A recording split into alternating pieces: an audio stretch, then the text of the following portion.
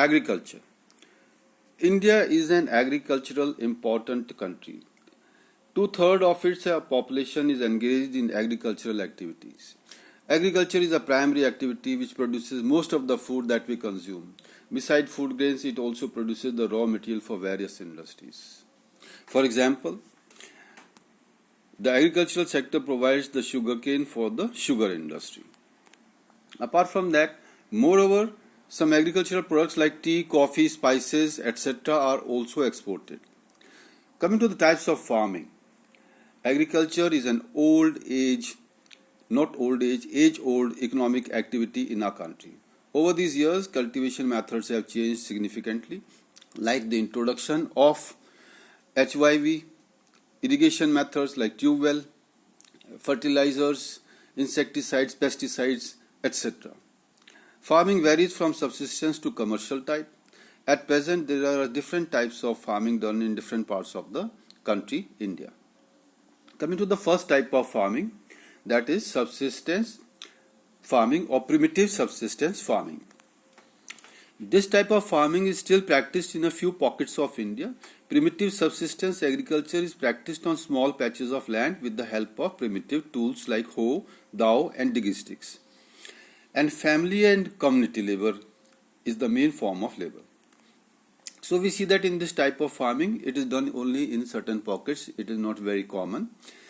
Primitive subsistence agriculture, it is called primitive subsistence agriculture because the tools that were used were primitive.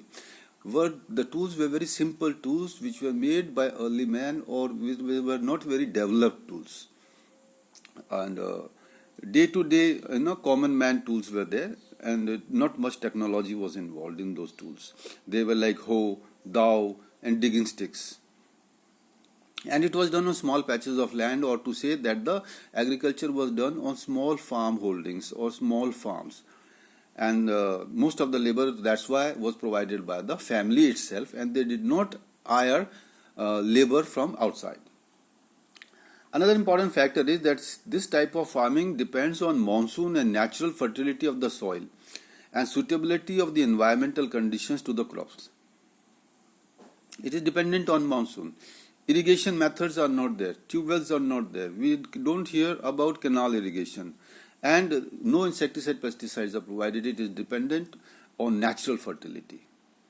Basically, it is a slash and burn agriculture. Farmers first clear a patch of land and produce cereals and food to sustain their families. When the fertility of the soil decreases, the farmers shift from there, clear a fresh patch of land for cultivation. What is this clearing of fresh patch of land? Actually, the fresh patch of land clearing means that they cut the forest or they cut the trees and burn the grass and the remaining part of the trees, and in this way the land is cleared and made fit for agriculture. And they again continue to do the farming till the fertility decreases, and after the fertility decreases, they again repeat the process and continue to repeat the process time and again. This type of shifting allows nature to replenish the fertility of the soil. Through natural processes, land productivity in this type of agriculture is low, as the farmer does not use fertilizers, as I already told you, because the land holdings are small, dependent on rainfall, dependent on the natural fertility, no use of modern techniques, and low production is but natural in such type of subsistence agriculture. This type of subsistence agriculture is known by different names in different parts of India and by different names in different parts of the world. It is not only practiced in India, it is also practiced in different parts of the world. It is jhuming in the northeastern states like Assam, Meghalaya, Mizoram and Nagaland, Pamlau in Manipur, and it's called Dipa in Bastar and of Chhattisgarh. Jhuming, the slash and burn agriculture, is known as Milpa in Mexico, Roca in Brazil. In India, this primitive form of cultivation is called Bewar or Dahiya in Madhya Pradesh, Podu or Penda in Andhra Pradesh. It is called Kheel in the Himalayan belt, Khurwa in Jharkhand, and Jhuming in the northeastern region. Here is an example of the slash and burn taking place. You can see that they are burning the remains and clearing the forest for agriculture and making suitable for agriculture. Now coming to intensive subsistence farming. This type of farming is practiced in areas of high population pressure on land. It is a labor-intensive farming where high doses of biochemical inputs and irrigation are used for obtaining higher production. Here, what is the situation? That population is more and land is less. So, from that less land, they have to take out the maximum output, for which they are using high doses of biochemical inputs. Biochemical can be in the form of pesticides, insecticides, and fertilizers. And methods of irrigation are used, like most of the western UP, Punjab, and Haryana. They have canals, but apart from that, they are also using tube wells. The reason for pressure on land is that this part of the country, UP, etc., especially UP, is highly densely populated.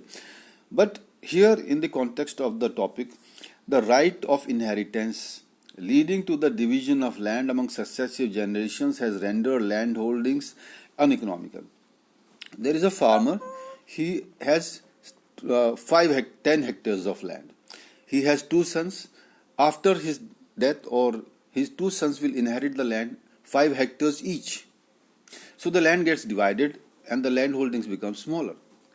Now the two sons, they each have two sons, and in turn the land holding gets further divided.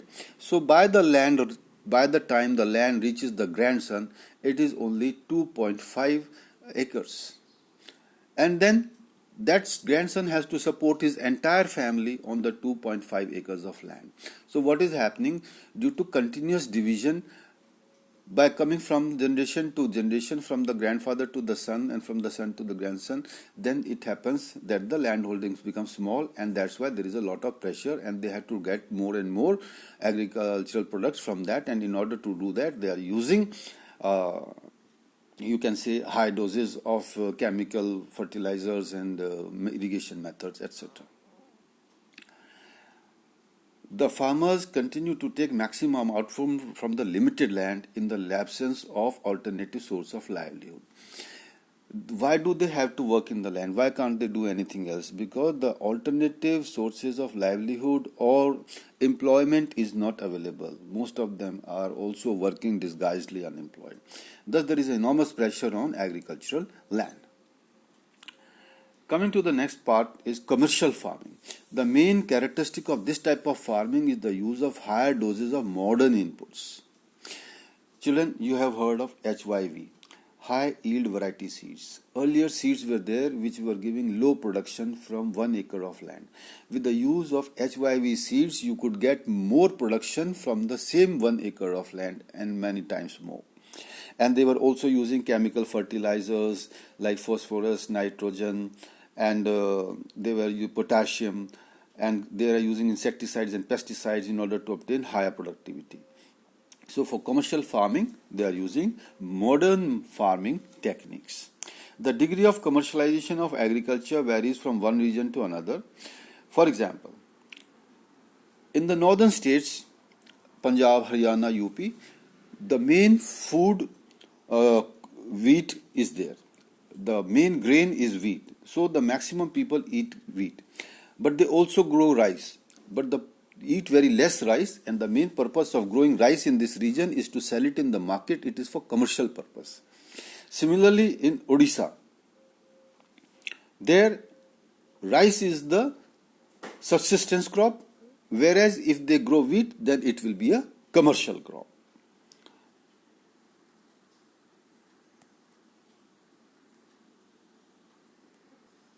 Plantation agriculture or plantation farming. Plantation is also a type of commercial farming. In this type of farming, a single crop is grown on a large scale. And when one crop is grown on a large scale with the help of cheap labor, then that type of farming is called plantation farming or plantation agriculture. The plantation has an interface of agriculture and industry. It acts as a link between the agriculture and the industry. Basically, what they are trying to say is that agriculture provides the raw material and then it is sent to the industries where it is processed and turned into a finished product. Plantations cover large tracts of land using capital-intensive outputs. So as told earlier, that plantation is a type of commercial farming in which only one crop is grown, and that is grown on a very large scale.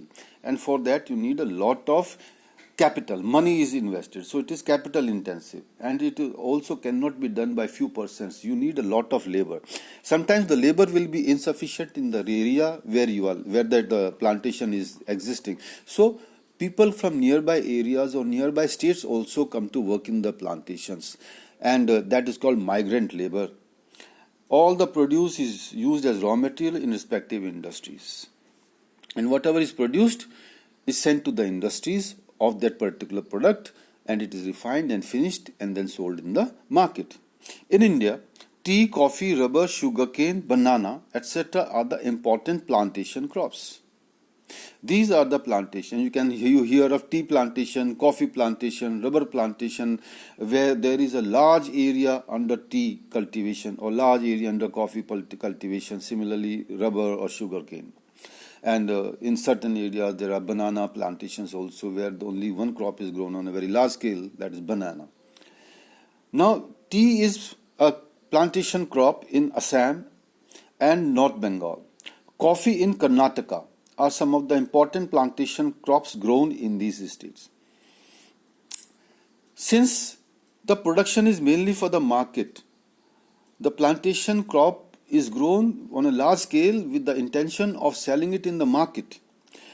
For doing that, we need a well-developed network of transport and a well-developed system of communication, so that it becomes possible to connect the plantation areas with the processing industries and the markets. So, transport and communication plays an important role in the plantation cultivation and connecting it to the industry and the market. And this is an important element which helps in the growth and development and the success of the plantation and the plantation agriculture.